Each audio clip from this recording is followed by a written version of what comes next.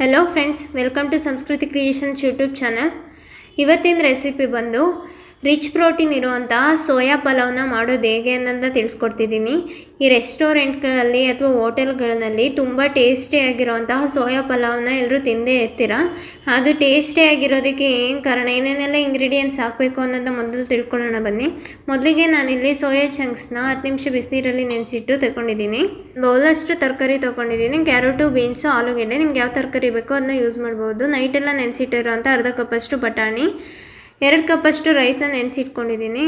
ಒಂದು ಈರುಳ್ಳಿ, ಹಸಿಮೆಣ್ಸಿನ್ಕಾಯಿ, ಟೊಮೆಟೊ, ನಿಂಬೆಹಣ್ಣು, ಪಲಾವ್ ಎಲೆ, ಚಕ್ಕೆ, ಸ್ಟಾರು, ಲವಂಗ, ಮರಾಠಿ ಮೊಗ್ಗು, ಏಲಕ್ಕಿ, ಪುದೀನ ಹಾಗೆ ಕೊತ್ತಂಬರಿ ಸೊಪ್ಪನ್ನ ತೊಗೊಂಡಿದ್ದೀನಿ. ನಾನಿಲ್ಲಿ ಪಲಾವ್ ಪೌಡರ್ನ ಯೂಸ್ ಮಾಡ್ತಿದ್ದೀನಿ 3 ಸ್ಪೂನಷ್ಟು. ಶುಂಠಿ ಬೆಳ್ಳುಳ್ಳಿ ಪೇಸ್ಟು. ಇಷ್ಟು ಪಲಾವ್ಗೆ ಬೇಕಾಗಿರುವಂತಹ ಇಂಗ್ರೀಡಿಯೆಂಟ್ಸ್. ಸ್ಟವ್ ಮೇಲೆ ಒಂದು ಕುಕ್ಕರ್ನ ಇಟ್ಕೊಂಡು 5 ಸ್ಪೂನಷ್ಟು ಆಯಿಲ್ನ ಹಾಕ್ತಾಯಿದ್ದೀನಿ.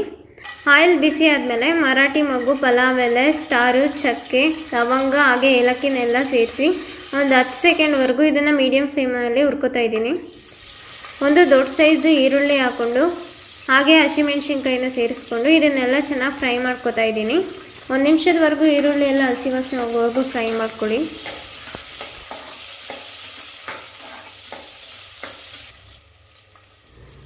ಈರುಳ್ಳಿ ಎಲ್ಲ ಫ್ರೈ ಆಗಿದೆ. ಇದಕ್ಕೇ ನಾನೀಗ ಶುಂಠಿ ಬೆಳ್ಳುಳ್ಳಿ ಪೇಸ್ಟ್ನ ಹಾಕ್ಕೊಂಡು ಹಸಿ ವಾಸನೆ ಹೋಗೋವರೆಗೂ ಫ್ರೈ ಮಾಡ್ಕೋತಾ ಇದ್ದೀನಿ.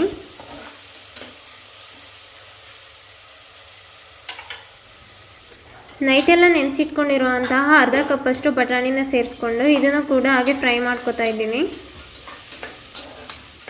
ಬಟಾಣಿ ಎಲ್ಲ ಫ್ರೈ ಆಗಿದೆ. ಇದಕ್ಕೇ ನಾನೀಗ ಕಟ್ ಮಾಡಿ ಇಟ್ಕೊಂಡಿರುವಂತಹ 2 ಮೀಡಿಯಮ್ ಸೈಜು ಟೊಮೆಟೊ ಸೇರಿಸ್ಕೋತಾ ಇದ್ದೀನಿ. ಟೊಮೆಟೊ ಎಲ್ಲ ಸಾಫ್ಟ್ ಆಗೋವರೆಗೂ ಫ್ರೈ ಮಾಡಿಕೊಂಡು ಹೆಚ್ಚಿಟ್ಟಿರೋಂತಹ 1 ಬೌಲಷ್ಟು ತರಕಾರಿನೆಲ್ಲ ಹಾಕ್ತಾಯಿದ್ದೀನಿ. ನೀವು ಬೇಕಿದ್ದರೆ ಹೂಕೋಸನ್ನ ಆ್ಯಡ್ ಮಾಡ್ಕೋಬೋದು, ಟೇಸ್ಟ್ ತುಂಬ ಚೆನ್ನಾಗಿರುತ್ತೆ. ತರಕಾರಿ ಎಲ್ಲ ಎಣ್ಣೆ ಬಿಡೋವರೆಗೂ ಹುರ್ಕೊಳ್ಳಿ. ನೀವು ಏನೇ ಮಾಡಿದ್ರೂ ಕೂಡ ಅದು ಎಣ್ಣೆ ಬಿಡೋವರೆಗೂ ಹುರ್ಕೊಳ್ಳೋದ್ರಿಂದ ಟೇಸ್ಟ್ ಚೆನ್ನಾಗಿರುತ್ತೆ. ನೆನೆಸಿಟ್ಟಿರೋಂತಹ ಸೋಯಾ ಚಂಕ್ಸ್ನ ಸೇರಿಸ್ಕೊಂಡು ಅದನ್ನು ಕೂಡ ಎಣ್ಣೆ ಬಿಡೋವರೆಗೂ ಫ್ರೈ ಮಾಡ್ತಾಯಿದ್ದೀನಿ.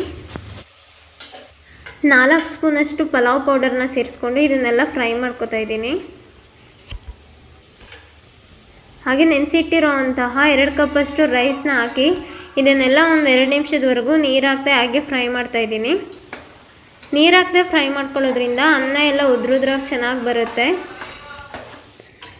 2 ಕಪ್ ರೈಸ್ಗೆ ನಾನು 4 ಕಪ್ಪಷ್ಟು ನೀರನ್ನ ಆ್ಯಡ್ ಮಾಡ್ಕೋತಾ ಇದ್ದೀನಿ. ನೀರೆಲ್ಲ ಹಾಕಿದ್ಮೇಲೆ ರುಚಿಗೆ ತಕ್ಕಷ್ಟು ಉಪ್ಪನ್ನ ಹಾಕಿ 2 ಸ್ಪೂನಷ್ಟು ಪುದೀನ ಹಾಗೆ 2 ಸ್ಪೂನಷ್ಟು ಕೊತ್ತಂಬರಿ ಸೊಪ್ಪನ್ನ ಹಾಕಿ ಅರ್ಧ ನಿಂಬೆಹಣ್ಣಿನ ರಸನ ಸೇರಿಸ್ತಾ ಇದ್ದೀನಿ. ಇದನ್ನೆಲ್ಲ ಚೆನ್ನಾಗಿ ಮಿಕ್ಸ್ ಮಾಡಿಕೊಂಡು ಲಾಸ್ಟಲ್ಲಿ ಕುಕ್ಕರ್ ಮುಚ್ಚಳ ಮುಚ್ಚಿ 2 ವಿಷಲ್ ಕೂಗಕ್ಕೆ ಬಿಡೋಣ.